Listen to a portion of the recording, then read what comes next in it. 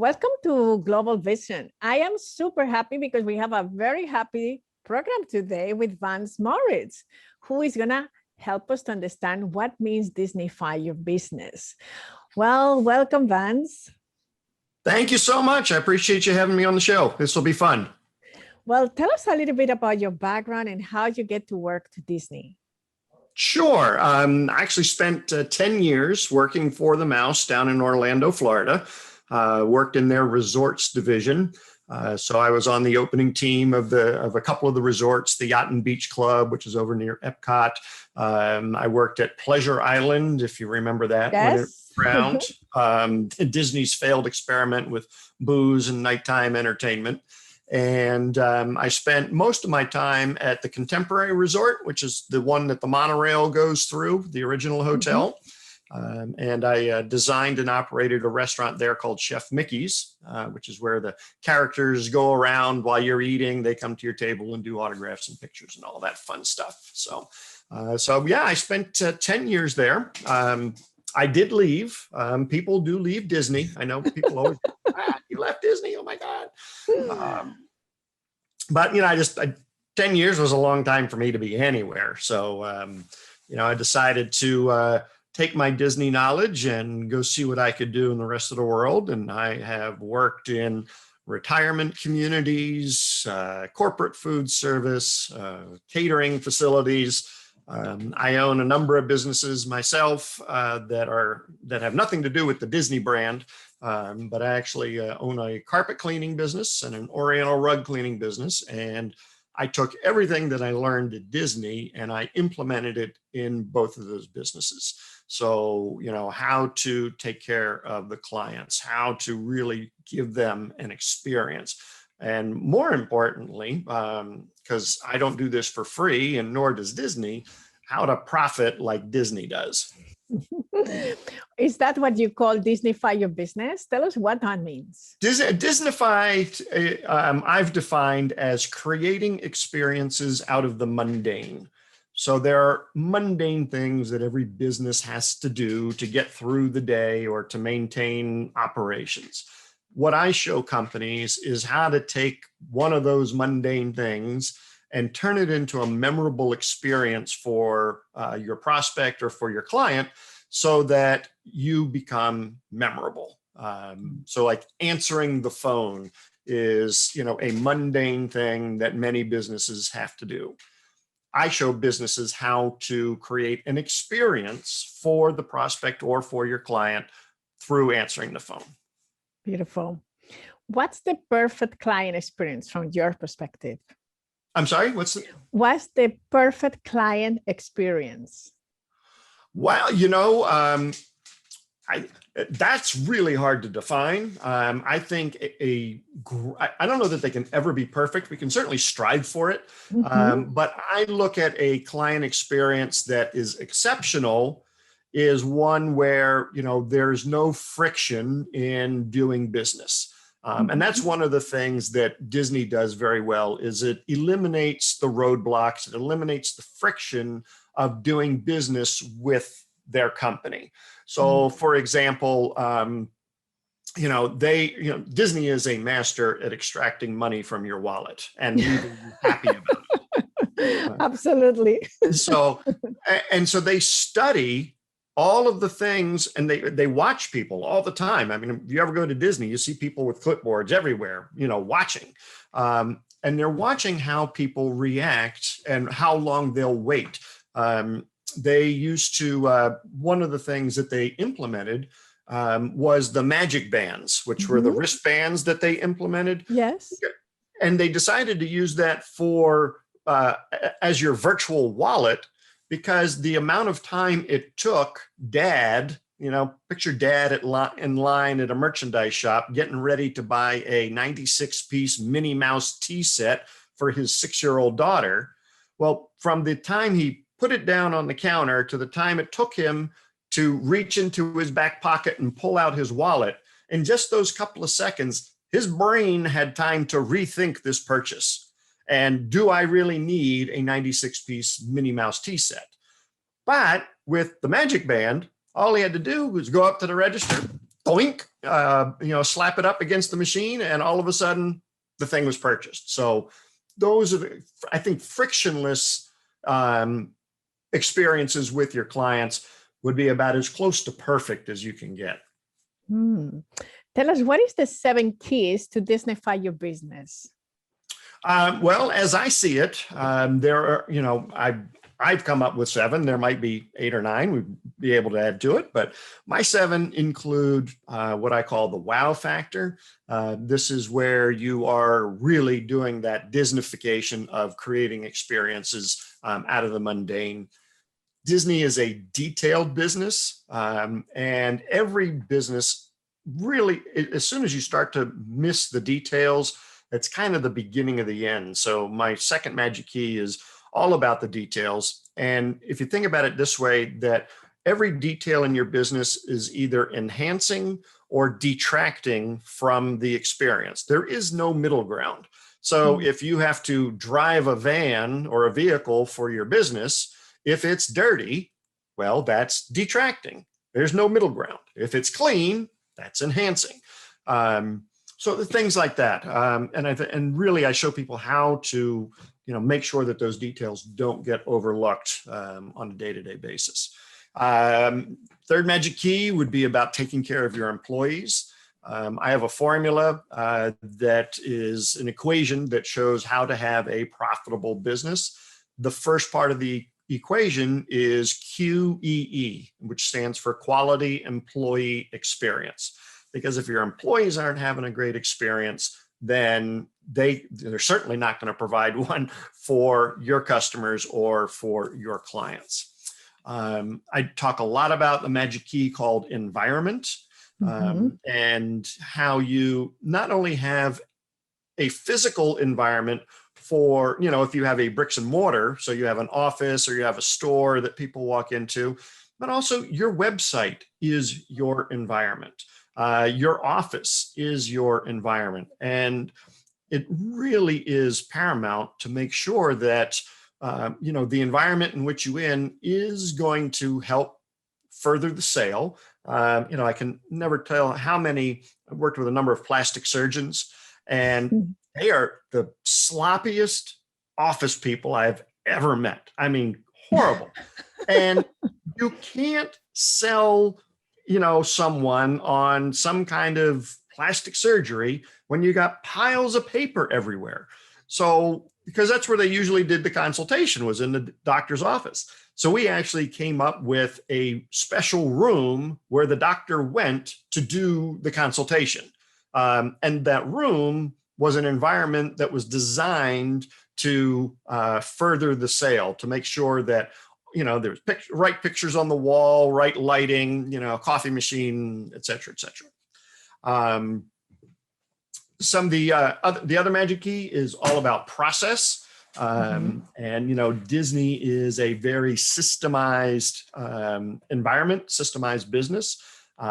Every business should have a system behind it.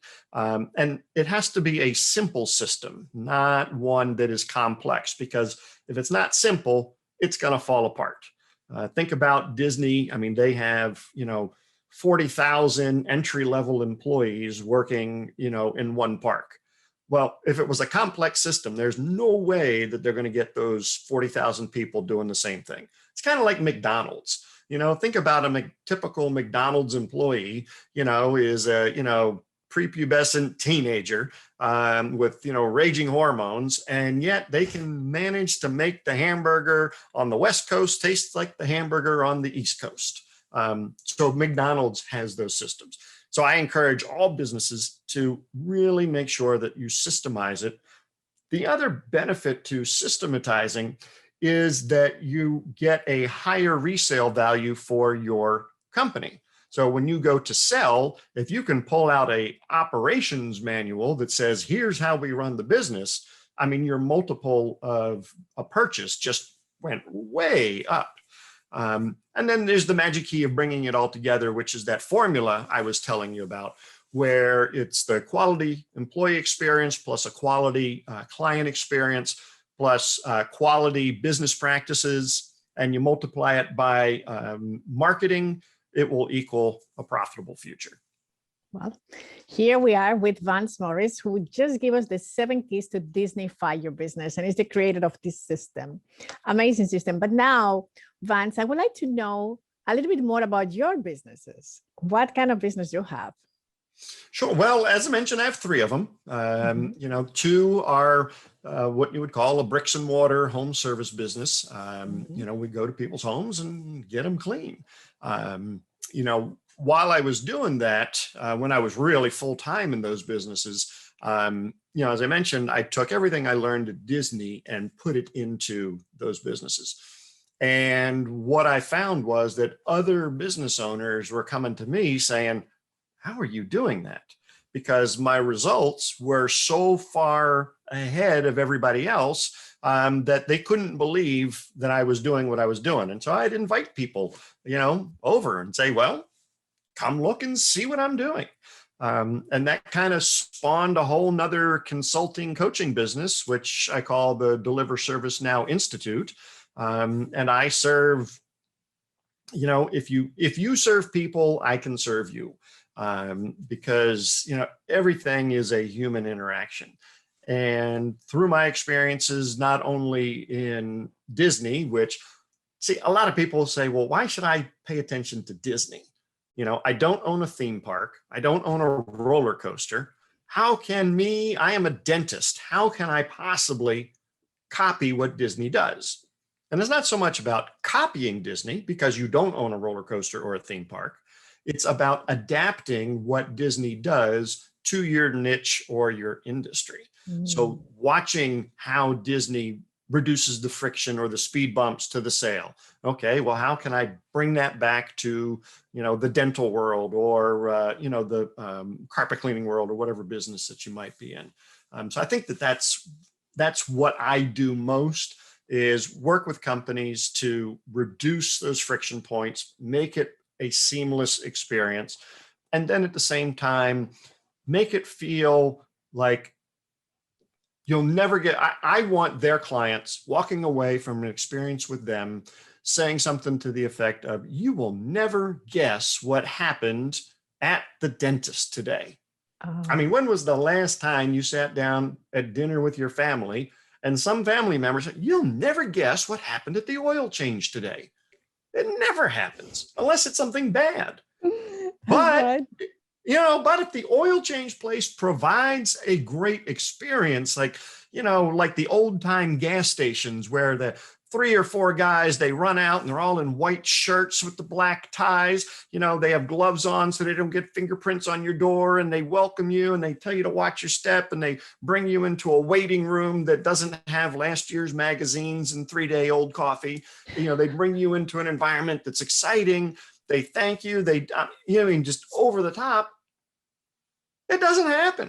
But that's the kind of, you'll never guess what happened at the dentist office today. He had a piano in the middle of the waiting room that was one of those player pianos that just played by itself. And he had a nice espresso machine in the corner that we could sip on while we were waiting for our appointment. Those are the kind of wow things that people like to talk about. And how did you cope with COVID-19 last year and your businesses and the people also who you serve? Advising how them. Did they cope? Yeah, how did they cope? Surprisingly, well. You see, one of the key things that I tell my clients is never take your foot off of the marketing gas pedal, regardless of what's going. I mean, if the world is falling down around you, don't take your foot off the gas, because that's what everybody else is going to do. So when, this whole thing hit back in February, March last year, I would say 95% of my competitors all shut down their advertising and crawled into a hole because they thought that nobody would be, calling them to do work. I kept going and we stayed busy. I kept my employees employed without having to take any government subsidies, which I'm proud to say that that's what happened. Because and I'm not saying that they were not, needed by any stretch of the imagination, but we continued to operate a business where we went into people's homes, but the way we were marketing it was that, we're completely safe. We protect your health. We protect our health. We'll be safe when we come and see you. So a lot of my clients for my Disney business, some of them had it a little bit rough, but again, they pivoted so quickly, to instead of having live events, they went to the Zoom events. Instead of doing one-on-one consultations where you fly out to California to sit with them, well, there's no reason to go out there. Now it's just a conversation over the phone or over video. So it was a tough time, but I'd say most, if not all of my clients made it through pretty well. Well, that's wonderful. And I think now to wrap up, you could leave us with that sense of optimism that I always feel when you speak. What is it moving forward? What can you recommend to the businesses through this year moving forward? I think we are in the time that the only thing that is going to separate you from the rest of the people in your niche or industry is the experience that you provide. I mean, if you think about it, a dentist is a dentist is a dentist. There's only a couple ways to clean teeth. Nobody's coming up with some whiz-bang new way of doing it. So the only thing that's going to separate those dentists is the experience that they provide to their patients. Mm-hmm. And I think that, as we move forward this year and next year, you're going to see more and more companies really focusing on the overall experience, because when you do that, you get very, very stretchy prices. You can really maximize your pricing by offering an experience. That's wonderful. Thank you so much for teaching us how Disneyfy our businesses and give us some ideas, and you being so generous, just sharing all the keys and how we could do it better. So My pleasure. Thank you so much, Vance. It was wonderful to have you here. We definitely will love to hear from you more. Oh, wonderful. And thank you. Okay, thank you very much. I appreciate it. Thanks. Bye-bye.